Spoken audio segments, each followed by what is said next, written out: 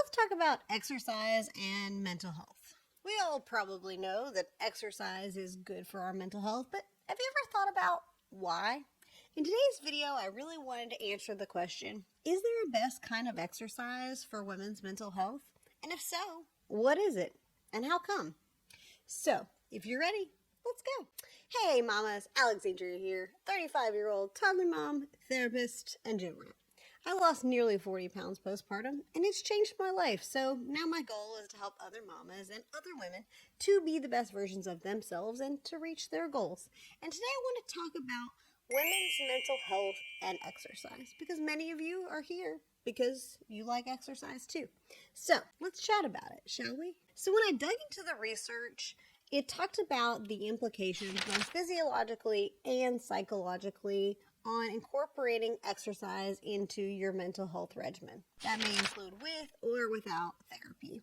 And there are many implications for it, particularly in varying diagnoses like ADHD, anxiety, and depression. So to give you the Reader's Digest on it, basically the research suggests that there are many implications for different chemicals being released in our brain as we exercise, like endorphins, insert Elwood quotes here, and also about the impact of increasing our body temperature, which has a positive impact on our mood and improving our mood stability, which I thought was pretty cool. That's not something that I was aware of, so maybe you knew that already, I don't know. But either way, both of those have positive implications on our brain and the way that we respond to different stimuli.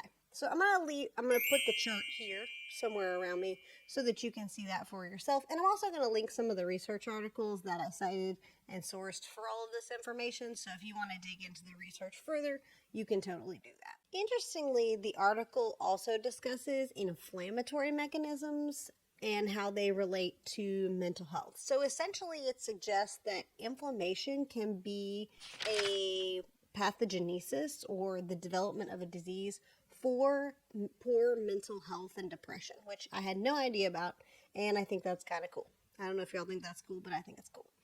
And so basically, exercise can decrease inflammation, and inflammation itself is a complicated subject that I'm not going to attempt to get into because I'd be talking out my rear end. But basically, exercise can improve inflammation, which by nature means that it helps to improve mental health. So I thought that was really cool. So let's get into the psychological implications of this article and of exercise on women's mental health. The research indicates that the positive psychological impacts on mental health through exercise are best for those with acute cases as opposed to those with chronic or ongoing mental health diagnoses. But there was still evidence to suggest that it was effective in some ways in both. And the cool thing is that it would appear as though the research suggests that 15 minutes 3 times per week was enough to show improvement in those mental health symptoms. So what, Alexandria? So why does that even matter, and why? So there's two sort of schools of thought on this, and one of those is about the theory of distraction. And it's exactly what it sounds like. So distraction theory meaning that the exercise is used as a form of distraction from the thing that is causing us to feel anxious, stressed, depressed, whatever the case may be. And so we feel better after we've taken ourselves a mental break of sorts, right? Let's think about this for a minute. It makes perfect sense, right? Your kid is like losing it. Everything is a problem. You peeled their banana, it broke in half, they wanted to peel it, like you name it, just wilding like Nick Cannon, right? And you are like ready to lose your ish. But you take a step back, you go do some stretches, some breathing, maybe you take them in the stroller and go for a walk. Suddenly, you don't feel like you're going to lose your ish like right in that very second.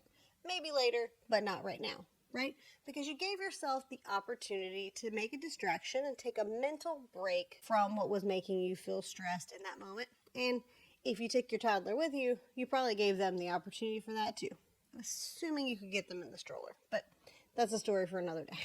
My point being is that by giving ourselves a distraction or a mental break, we give ourselves the opportunity to recenter our brain, kind of come back to a state of calm and normal so that we can move forward with our day. And the second one of these is mastery. So knowing that we can do something difficult or challenging makes us feel like a boss. And I know that's especially true for me. Like when I go and lift weights, especially if I've had like a super hard workout, I feel like a baddie and I feel like I could go lift a car as opposed to not even being 5 feet in heels. Like I feel like a boss. And I definitely felt that way in my weight loss journey and being able to like move through all of that. It made me feel really good to know that I could accomplish something that was really difficult and hard for me. And this doesn't just have to do with exercise, but it certainly could have to do with exercise. So knowing that we can do hard things helps to build our self-esteem and our self-efficacy. So I want to know, what is your favorite kind of exercise? Are you like me? You like to lift the heavy circles? Are you someone who enjoys Pilates or yoga? Do you like to run because you hate yourself? No, I'm just kidding. Do you like to run? Leave me a little emoji in the comment section and let me know what your favorite exercise is.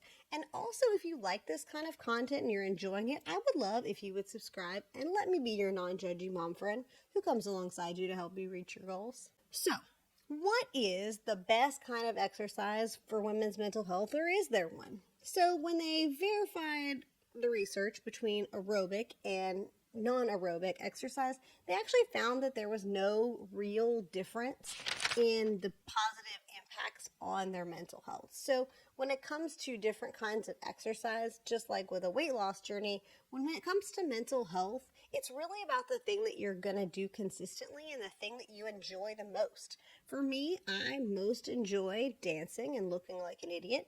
And I also enjoy lifting heavy circles. But for you, it might be Pilates or running or yoga or any of the other kinds of exercises out there. And whatever that is for you, that's the one that's going to help most for your mental health. If you're also on like a health and weight loss journey, the consistency is going to help you in that regard too. But if you're strictly thinking about mental health, it really is whatever you think is the most fun and most enjoyable in that 15 minutes 3 times a week is going to help to improve your mental health.